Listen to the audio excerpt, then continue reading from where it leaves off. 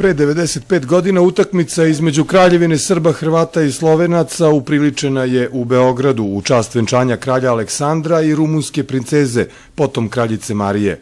U znak sećanja na taj susret, ove godine u Temišvaru fudbal se igrao između ekipe Udruženja Kraljevina Srbija i selekcije rumunskog monarhističkog pokreta.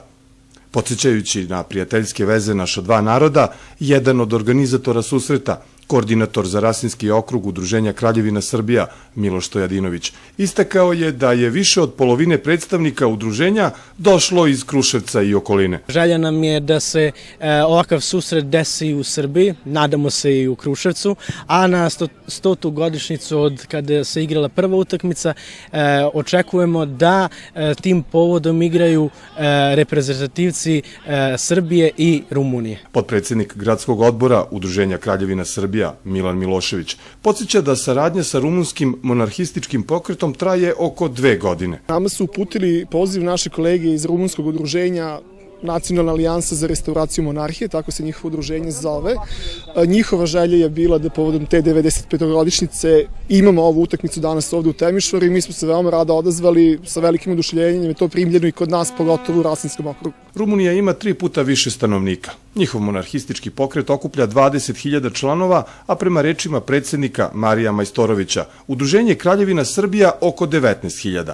On je podsjetio da je pre 95 godina Kraljevina Rumunija odigrala prvu međunarodnu fudbalsku utakmicu upravo u čast povezivanja naše i rumunske monarhije. Početni udarac na startu ovogodišnje utakmice izveo je rumunski princ Radu. Rumunska kraljevska porodica i naša kraljevska porodica imaju izuzetne odnose, prijateljske, i što se tiče naše dve organizacije, mi planiramo da razmenjujemo iskustva, što je jako bitno.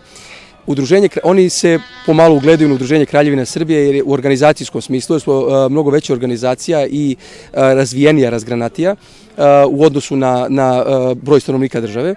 Tako da dosta iskustava imaju od nas. Mi ćemo se i dalje truditi da se podržavamo u humanitarnim događajima. Odlazit ćemo u Rumuniju, oni će dolaziti u Beograd. U organizaciji utakmice učestvovao je i 28-godišnji Kruševljanin Andrija Šošić, koji radi na dvoru i član je upravnog odbora Udruženja Kraljevina Srbija. Gde god da krene van granica Srbije sa udruženjem, Andrija nosi našu narodnu nošnju. Pokušavam da svugde gde odem, se zove na taj način, zapravo skrenem prvo pažnju na narodnu nošnju, samim tim kažem tim ljudima par reči o Srbiji, svakako pozitivno uvek reaguju i vrlo im je zanimljivo, uvek stanu da se slikaju ili žele da saznaju nešto više o Srbiji i to je možda tih mojih par rečenica je u stvari prvo predstavljanje Srbije koje oni kasnije nadograđuju, ali je taj prvi utisak po meni vrlo bitan.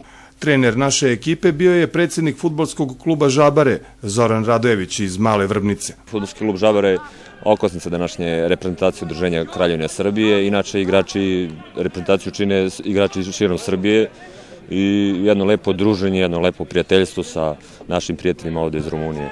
Jedno lepo gostoprinstvo od njih, hvala im na svemu. Tu smo negde, znači možda su malo fizički spremniji od nas, mi smo došli umorni baš tik pred utakmicu i možda su malo svežiji od nas, ali po kvalitetu smo približeni. Jedan od članova udruženja i navijač naše ekipe, Dejan Bogdanović, rekao je da iz Temišvara nosi samo lepe utiske.